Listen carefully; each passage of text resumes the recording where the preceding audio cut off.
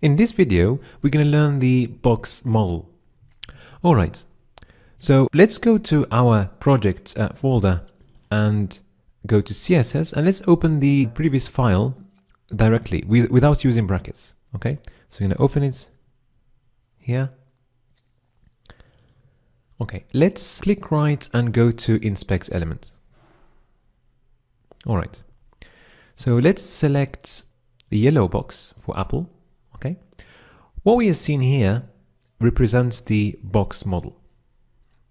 The blue part is showing the content of the div, and then following the content we've got a padding, which is defining the distance between the content and the border, and then we've got the border, which we cannot see on the page because we haven't set it. We haven't set any width for the border, and also following the border we've got a margin which separates the HTML element from elements around it.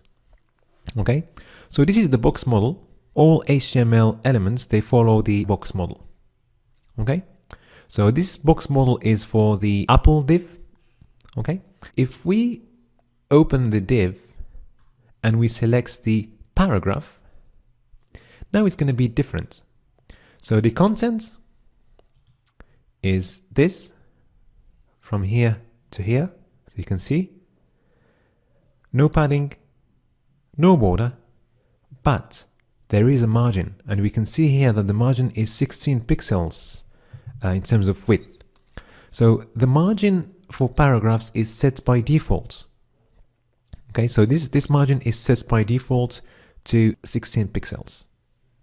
Okay, so this is it regarding the box model. In the next few videos, we're gonna learn how to set the different parts of the box model. We're gonna start with the padding, and then we're gonna go to the border, and also there is an element that is not part of the dimensions of the HTML element, which is called the outline, which is just outside the border.